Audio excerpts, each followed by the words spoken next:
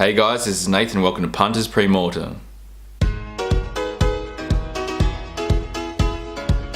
The Triple X Spec this weekend comes up at race 6 in Doomben in the JJ Atkins and its press statement. But it's Press Statement rushing to the lead with 100 to go. Sagaron getting in the clear, starting to rattle. But Press Statement in front of Sagaron, close to home, and Press Statement beats Sagaron. Zing! Press Statement salutes at $7 and keeps the Triple X Spec ball rolling. This week's Triple X Spec comes up in race 4 in Flemington and it's the little engine. Ideally we would have liked Damien Oliver to be riding on Saturday, which would enhance this guy's chances. But I don't think it's going to matter, and I think over the 2,500, around the $4 or $5 mark, he's going to be value, so we'll get on there. And as we saw last start, where he's 2 lengths behind Magical, who went on to win a Queensland Derby, he's good enough form for this, and he'll be winning on Saturday. This week's cheeky, sneaky each-way bet comes up at race 4 at Rosehill, and it's Beauty's Beast. I'm a sucker for a grey horse, but this really has a good chance of winning on Saturday, the conditions suiting. 1,400 metres, soft track, there won't be breakneck speed, but he can just sit off them.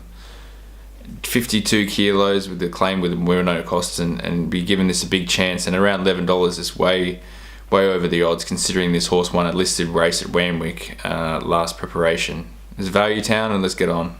Won't you take me to town? Won't you take me to First leg of the quaddie, race 5 over the 1100. My numbers are 3, 8, 5 and 9. 3 Brook Road, look, she's the class in the race, running behind Avoid Lightning a few starts back. The question mark is whether she's going to run well with the 58.5 kilos, but I've got her on top in what's not an overly strong race. 8 Arouse, she loves soft tracks, be fitter for the first up run from Scone. And as we saw last preparation when she was a couple of lengths off Craftiness, you imagine what Craftiness would start in this, she goes in the quaddie. 5 Christy Lee, look, she's hard to catch and she doesn't win first up, but she just has the class edge on these horses, and even with the 58 kilos has to go on the quaddie in what might be her first up win of all time. And 9 Wonderbolt, look, I want to see him win a race in this grade before that I'd be backing him, but as you saw a couple of starts back running over in Costanati, which I think would be good enough form for this, and just the fact that he's the favourite, he's got to go in. The Sweps handicap over 2,000 metres, my numbers are 1, 3 and 7. He's the class horse in the race, and the question mark is whether he can carry 60 kilos over the 2,000 metres. If you look down the page though, there's no superstars behind him, and I think he can get the job done on Saturday. 3 Beyond Thankful was gifted the race first up when Mirage ran off the track and didn't really have conditions to suit at Hawkesbury with the slow pace and the sit and sprint in the last couple of 100 metres. If Ecuador can't carry the 60 over the 2,000, I think this horse can be winning, so he goes in the quaddie. And 7 Darcy Magic was a complete forgive run last start at Rosehill. Runs 2,000 metres, and as we've seen with him running behind since the occasion he went up to Brisbane last week and stakes placed, he has the class and can win on Saturday. Race 7 over the 1,350, my numbers are 1, 9 and 13. 1 Aussie Love Sport, well, we caught him last time.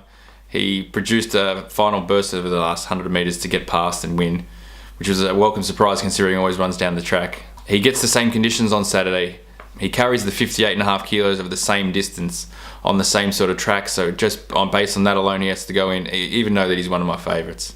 9 Gods in Him was a super win on the heavy track first up, and he looks a progressive horse, and 3 out of 9 is a good strike rate, so he goes in the quaddie. 13 Bascule, I think you just got to forgive the first up run where he missed his kick and got way too far back to win on Saturday. Forgiving him, good enough, can win. Race 8 over the 1,200, my numbers are 6, 9 and 1. 6 Erebar was huge first up over the 1,200 metres at Rosehill when she had no cover. Gets the same conditions in the same sort of class and goes in the quaddie on the top selection. It may have been a while ago, but I remember being at Rosehill the day that Gold Opponent won a group race with Brendan Abdullah on first up. Not going to make the mistake tomorrow if that happens, so I'm going to be on in the quaddie. And 1 Breakfast in Bed, I think she's the class horse in the race. Carrying the top weight though, she does handle the track, so hopefully she can be winning on Saturday to get us home in this last leg of the quaddie.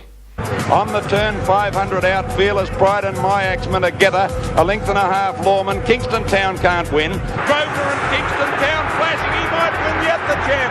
Grosvenor took the lead off. Kingston Town swamping them. What a run. Kingston Town wins it next to Grosvenor. The Can't Win file this week comes up at race 4 at Rosehill Gardens. This is You'll Never. The pace is not going to be on like it was the last 2 starts. 59 kilos. I think down in the waist the Beauty's Beast can run over the top of him and beat him, so he can't be winning on Saturday. We will be very, very angry with you, and we will write you a letter telling you how angry we are. Every jockey in the Stayers Cup that was held at Randwick on Saturday has received a letter. It took me a long time to write them. I bought the yellow ones though, so they got there express that everyone could learn from the mistake that letting a horse lead by 30 lengths in the straight after having a slowly run race. How are you ever going to catch him? The rockin' Rangy Rangdoo is joining in on the outside. Is it his day today? It's Road to Rockin' Rangy Rangdoo fighting it out. Rangy Rangdoo on the outside is in front, and Rangy Rangdoo gets his Group 1.